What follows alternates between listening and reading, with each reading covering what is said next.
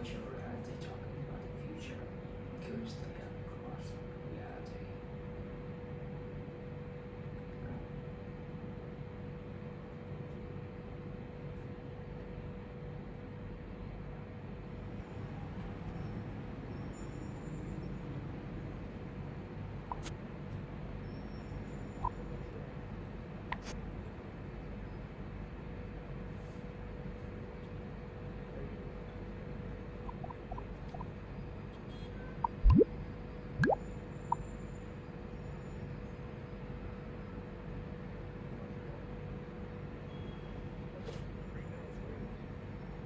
For hola, buongiorno, hello. How's it going?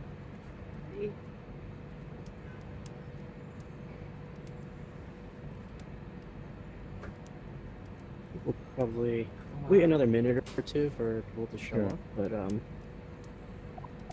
yeah, welcome to the newly branded XR Industry Meetup, formerly the User Experience Meetup. Yeah, I think, well, I guess, I don't know, may as well just kind of do a little intro. So yeah, hi, my name is Alan. James and I host this event.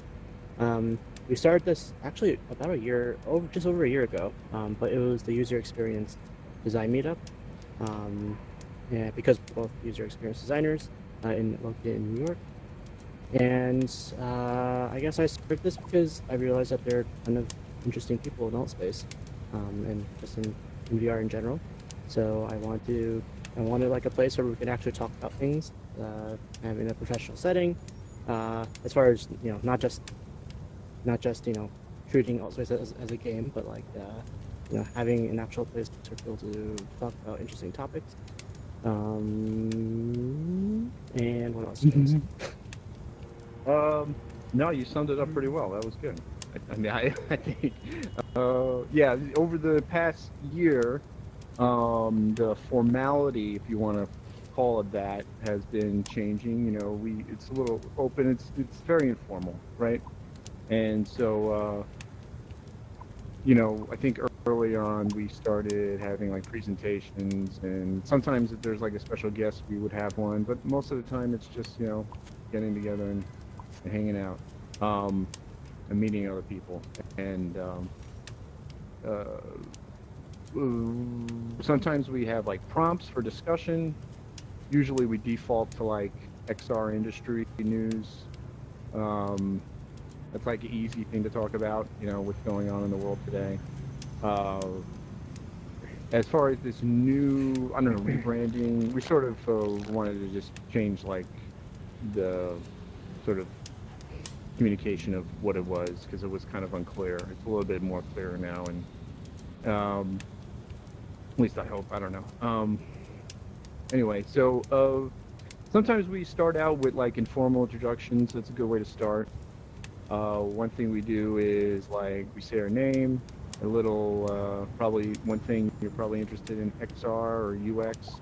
I think one of the things we're not necessarily trying to get away from, but just have a bigger bubble is not just user experience design, but it could be development, or we found that a lot of people from various backgrounds of all walks of life from all over the world would come to our event, so we sort of kept it a little bit more abstract in terms of XR industry people. And so maybe I'll start like Alan said. Alan and I went to college together.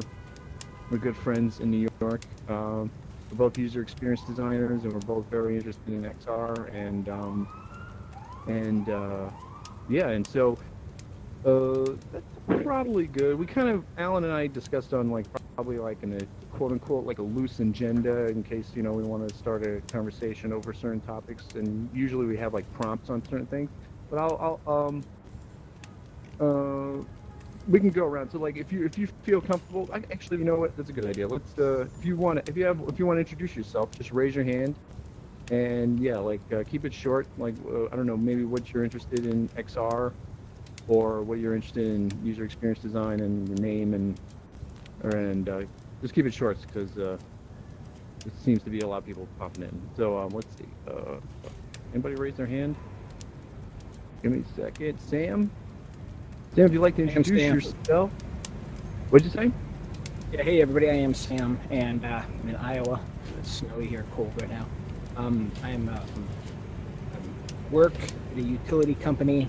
And we use virtual reality for some learning applications, and we use augmented reality for some like instructions, just-in-time instructions using iPads or iPhones on how to build like electric meter set. I'm also a PhD student, and I want my PhD work to be in industrial applications of XR. So that's me. Awesome, Sam. Thanks for sharing. A lot of interesting stuff you said in that. James? You're live, James. Hey, I'm James from Manchester. I'm a computer science student at the moment. I'm taking a year out to work in financial innovation. And I'm interested in trying to find new ways that humans can interact with computers. So, different ways to use hand tracking, just making it easier for people to interface with a computer without the use of a keyboard and mouse. Interesting. Awesome. Awesome, James. Deborah? Deborah, you alive? Hey, I'm Deb. I'm from Hey, Glasgow. sorry. Well, originally from the U.S., as my accent is. I'm interested in. Well, I'm originally an ancient historian. Now I'm working at J.P. Morgan, and I'm really interested in how people use VR to learn. Wow. You said I'm just curious. You're from your background was historian. Yeah, so I studied the ancient Romans, and I did a VR reconstruction of a fort in VR. Wow, it's interesting. I guess I'll go next. That's awesome. That's really cool. Nice to meet you. Austin, you're alive, Austin. All right, sweet. Can you hear me? Yeah, I think everyone should hear you right now. All right, sweet, awesome.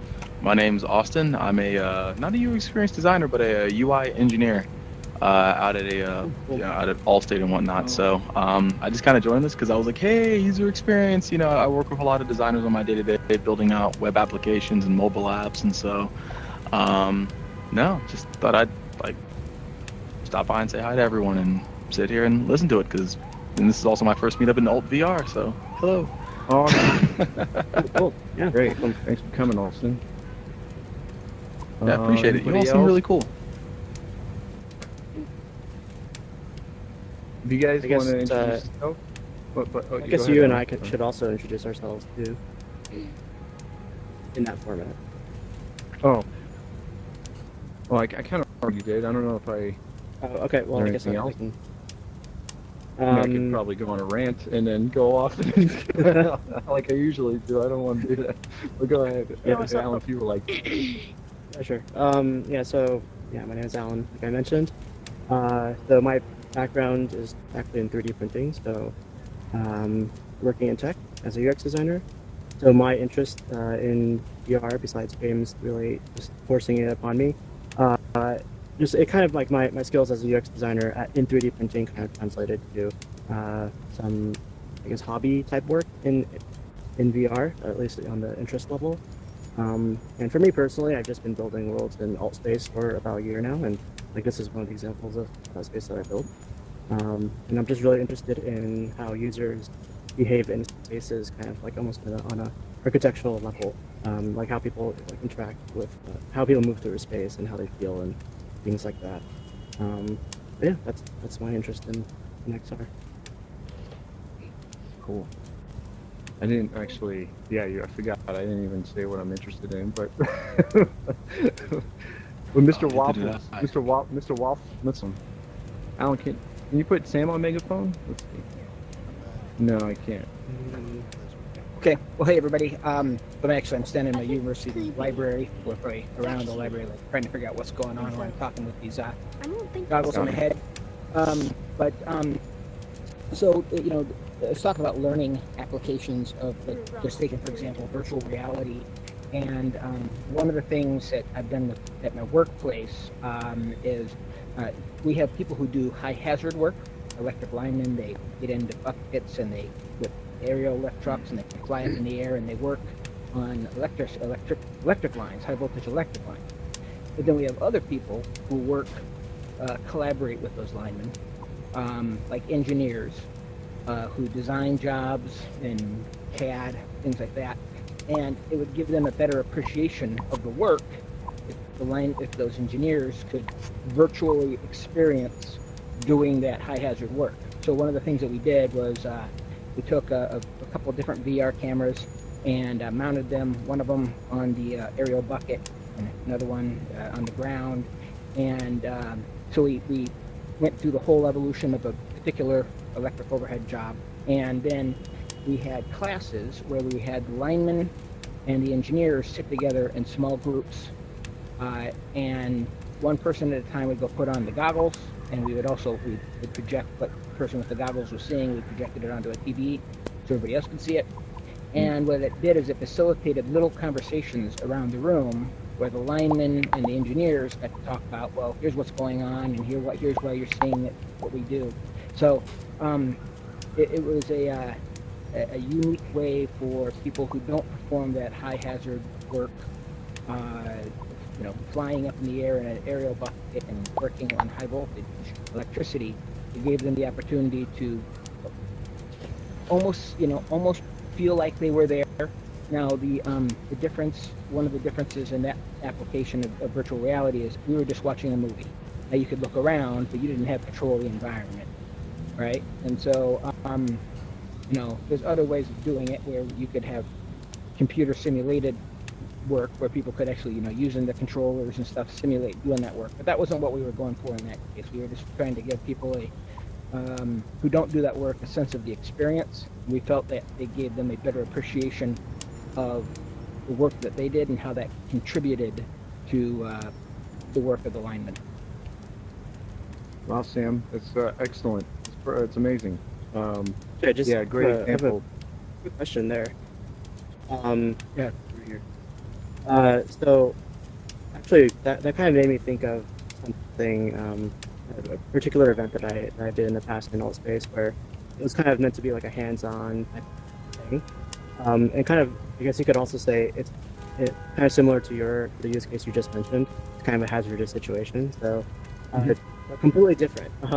So I did an event called Ask a Beekeeper because I've kept bees as a hobby in the past, and I actually modeled everything, all the equipment and everything used for beekeeping, and I had an event talking through all the equipment and the processes and stuff like that. And I found that because people are kind of seeing things firsthand, they start to ask questions that they would never have asked if they were not kind of quote unquote physically there. So I'm kind of curious to know, like in your particular use case, did you find? I mean, you kind of mentioned like having those little conversations. I'm kind of curious to know if you can recall any of those particular examples of like something that was asked that maybe wouldn't have come up normally. So first of all, I gotta say, I think that your analogy of beekeeper, I would be fascinated in seeing that. I think that's a great, and it does sound kind of scary to me, right? So, so one of the things that I think I noticed, right, was the conversations between the engineers, which are the people who don't go up into the air, and up in, up 40 feet in the air and work on electric lines. The conversations between the engineers and the linemen, they were like granular, right? They weren't like, they were able to get into little details.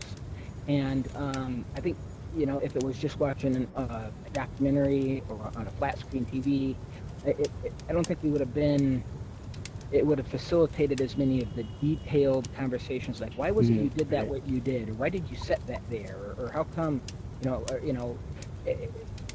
I think it facilitated conversations about the experience of being a high voltage lineman. Interesting. I think that's what and that was what I took from that. Let me also just say, by the way, if I disappear, my headset's telling me I'm low on battery and I didn't bring my power charger to the university library here. So if I vanish, that's what happened. Anyway. Well, thanks for sharing before you vanish, in case you do vanish. That was great. Deborah, if you want to, again, just a reminder, we're talking about sort of what value you think VR or AR can bring to people, and what sort of, it doesn't have to solve a problem, but that'd be great. value means different things. It doesn't have to be sort of solving a problem. But Deborah, you're up. And Deborah, also just a reminder, like for example, Deborah is going to be on megaphones. You don't have to be like close to her to hear her. Like we don't have to group up on the speaker to hear them. So Deborah, you're on megaphone. If you Great. I think I mean, it's overused, but I think VR as the empathy machine is always a good use case. So one of the proof of concepts I'm working on right now is sort of building our workplace buildings. That way we can train people before they come into work, where they're going to be. So especially with those with who are neurodiverse, are able to transition into work a little bit easier. And then of course you can use that for security training, or like because I work at a bank, if someone comes in and tries to rob you, what are you going to do? And I think it's just a great opportunity to do those rare and expensive trainings. thanks, Deborah. Yeah, I was just literally today on Twitter. I saw Vice News post something on talking about humanitarian crisis around the world and how VR is still being used. Like, for example, this is sort of an old use case, from a few years ago, about like the United Nations produced a few VR experiences for that very reason, and but it's still in the conversation. I think it's still very much relevant, and thanks for sharing. Next up is Daryl. Hey, Daryl. You're still here. Good day. Hey, we were talking before about Unreal and VR. I was wondering, like, I'm fairly new, so I'm used to VR, and also I'm working on a project related to AR and VR, and I'm wondering what's the big differences between Unity and Unreal in AR and VR space. Oh boy. We'll go with Unity. Unity has a bigger community, and it also has a lot more assets, so it's easier to get started with. Unreal, well, if you want something that's really visually appealing, Unreal is better to get started with, but it doesn't have as great of a community. It's harder to write code for because you have to use blueprints, and it crashes a lot. Hey, what's up? Yeah, Austin. I actually did. I did a bit of development actually in Unreal Engine. Actually, when it was like UE3, Unreal Engine 3, then when it hopped over to 4 as well, for a bit. And I did a couple small things in Unity, and I think my biggest thing right off the back is you're right. Do your research and all that stuff. Because I think that's like the biggest thing you're honestly gonna want to like do. But don't do research to the point to where you just like never make a decision. At the end of the day, find one that you think you might be most comfortable with, and really just hop in, because regardless of although like yeah, you're right. Just to add on what both of you stated, both you Deborah and James, what you both stated talking about the community. The community is larger in Unity. So, hands down, from what I've experienced firsthand with Unreal Engine, I mean, there is a large community in Unreal, but just not as large as what you get with Unity. But, in my opinion, I think you should literally just do some research, say, hey, you know what, I want to figure out how to do some C# for Unity, or hey, I want to do some C++ or whatnot. Find a tutorial and really just hop into it, or if it's like design, then, same thing, like, find a tutorial and just hop on in, stick with it, and, I mean, as long as you're consistent with what you do, you'll get some good results, hopefully, and all that. So, but Right. What value can bring to people? I think VR can help a lot of people just by the fact that, I mean, like, it puts like a little shade over you. So, like, let's say, like, this is nothing what I look like in real life right now, but it's hard to. I'm sorry. no biggie, homie. Take your time, homie. That was a good example. Maybe Brayden, I can help you. Maybe you're talking about how you present yourself. Is that what you're speaking of? Or how your avatar can represent like another identity for yourself than your real self? It's an interesting take. Yeah, So, I like, think. Because, like, if people at, like, school or in real life make fun of you, you can't see what you look like in VR, so you can't make fun of you. And that's what I like about it. Right. Yeah. Yeah. Let's see. Thank you. Andre? Hey. Hi. Hi. Sure. Can you hear me? Yeah. Loud and clear. Yeah, okay. So my name is Andre. I'm actually from Thailand right now. I'm the only Asian here. I'm still a student right now, but I'm quite interested in AR and VR implementation. I personally feel that the thing that VR can provide that AR cannot is there's the sense of space and scale. Like I can't have this space in AR to discuss with friends. And also I've been working with some organization on human rights and LGBT. So I feel quite interested in how people present themselves in VR. Like as this guy was said before. I think that's James. Oh no, James didn't say that. Sorry, James. I forgot who said that.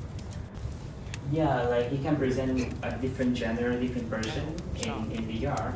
And Wow, this is also cool. in It some tells you where country that everybody in here is LGBT from, or like, as a people world. And it shows all the they can opinions. have like can be criminalized for being a different gender. So having a virtual space like this in VR so they can discuss and meet up can be very useful. But that raises a question from myself. I mean, to some of you, like, is this about the security of this space? Like, I know that if you have a phone call, say some people can actually drop in on the phone call, but how about a space like this in VR? Is it secure enough? Like, is it safe enough for people to meet up? Especially for people who, you know, LGBT or transgender, for example? Is that a question? I'm sorry, you broke up for me. That's a good question. That is a really Yeah. good question. That's a good question. It's actually a question because I'm really interested in building this kind of cyber space for my colleagues and friends and alliance. But then there's some question of Yeah. security. Like I think anyone with a VR headset can just drop in. Maybe they have password or something, but I'm not sure about the security. I just want to say, like, in it so far as the security level is concerned, like, you gotta take into account, like, if this were to become, like, an issue where the government was actually using your IP address to track you simply to prosecute you for your gender identification, then that would be a huge thing that would be in the news. It would be like a major privacy violation thing. It would go against the terms of service for a lot of different things, and it would be something that you would know about. It would be huge news. It wouldn't be like this thing that they would keep quiet. You would know about it. You know what I'm saying? Yeah. So like that's all I wanted to say. I don't know about that. Ed Snow, we didn't know about a lot of things in the United States until Ed Snow came along and told us that, hey, you know, your phones are being watched. You got to remember, AT&T has every single phone call that you ever made since 1984 in their banks and their servers. So if you were around 1984 and you made a phone call somewhere, they know the time and where. As for Okay, Edward Snowden, this guy over here, he comes from the Asian culture. I don't know if you're in the Philippines, but in the Philippines, there's this guy named Duterte, do something, but he, Duarte? yeah, he's performing a genocide. He's President performing guy, a right? genocide on every single drug user, like everybody who's Yeah. on drugs. He's just having the police pull him into the streets and murder them, and it's like. Well, it's what's happening. It's what's going on, and it's this guy's got a lot of support, and he's basically like circumventing all of the laws, and he's just like doing like a genocide, like but he's not using like IP address, like he's not like circumventing the privacy protection laws. He's just doing this with police force, like if I don't know, if he had his way, he would no doubt be hunting people who identify as LGBT T, Q. So, Sorry, Andre, I the think, other robot. The other robot, I think, wanted to say something. Stop pulling socks.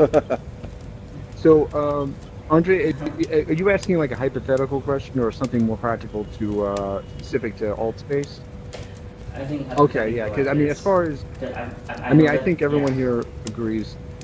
I mean, I can't speak for everyone actually, but as far as privacy concerned, it is a big problem across tech, and I mean, I think especially with wearables and VR and AR, usually with that technology, what comes with that is more sensors, whether it's tracking your environment, your room, your body. You know, like more of these augmented reality headsets have eye tracking and more. This is just more sensors. Biometric data. More biometric data is being piped around. It's not only biometric data, it's like your environment and your location. Context is going to be much more critical of understanding for these companies, because especially for augmented reality, knowing where you are, what you're looking at.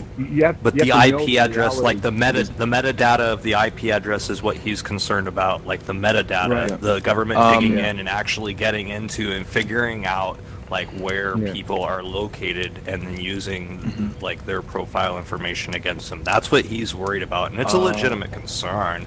What I wanted to bring up was how like I was reading about how VR is actually dying. Like they're like not including like if you look at like the new PlayStation that's coming out, there's no PS VR 2, there's no new iteration of it.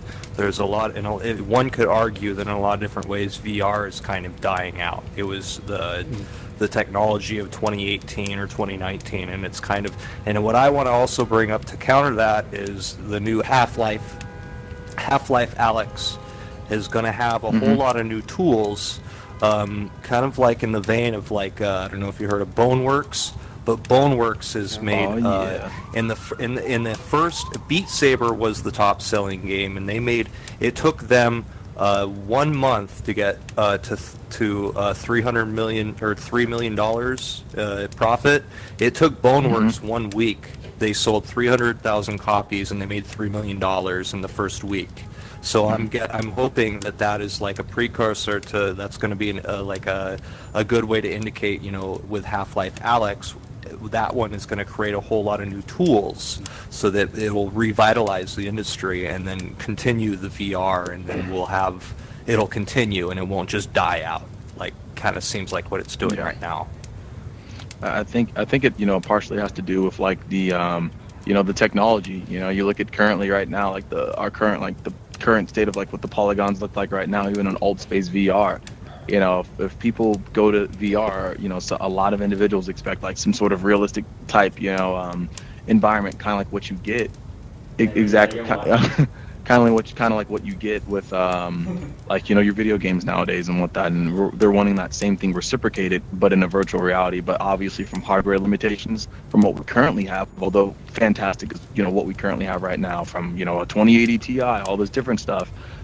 You know, it does, and even just like the eye, like, you know, pixels per inch or whatever, and like your eyes or whatever, stuff like that. It's just, there's a whole lot of limitations currently, and I think that's probably why user adaptation, although it was really interesting at first, you know, just it probably hasn't as happened as well. But you know, and then, you know, something as fresh as Boneworks came out and stuff like that. But back to your question, as I said, being in Asia. Like, hey, you know, how do you get that sense of security? My biggest thing or whatnot would have to be like, hey, you know what? Try using something like a, I would say VPN. There's a lot of really interesting VPNs out there that'll do this one thing called, I forgot what it was, man. I hadn't done networking in a minute.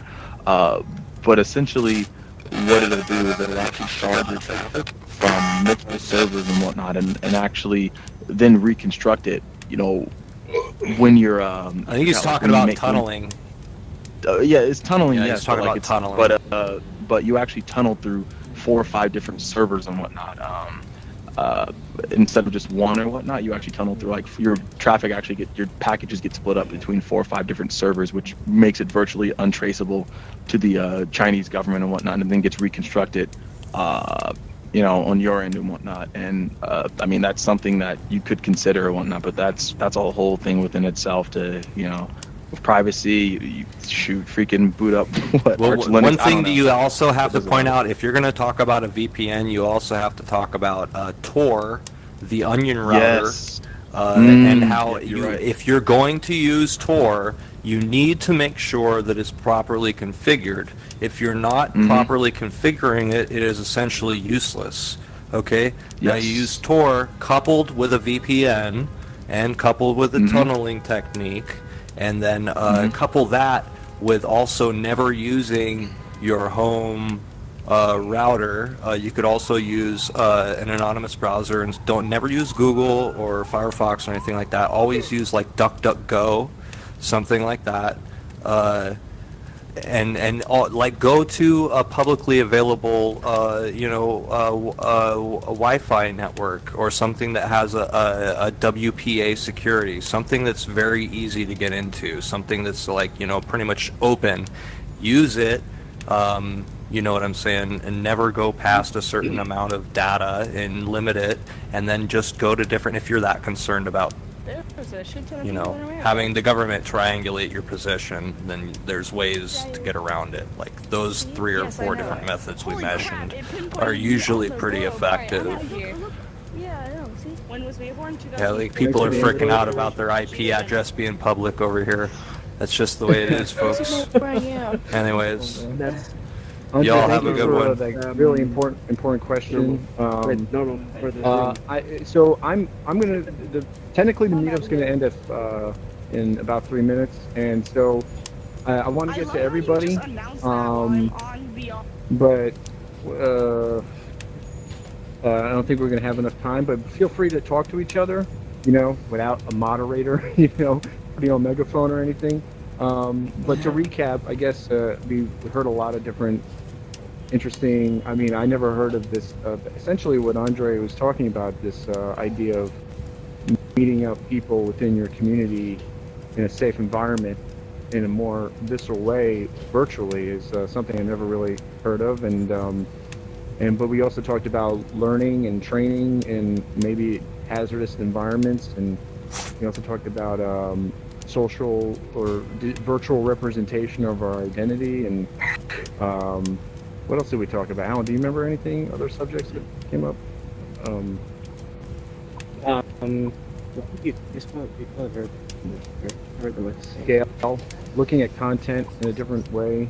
That's what Austin brought up. But yeah, feel free to talk amongst yourselves. I'm going to check out. Alan, I don't know if Alan will still be here. Alan, you leaving? But yeah, technically, I don't know, when's the next meetup, Alan?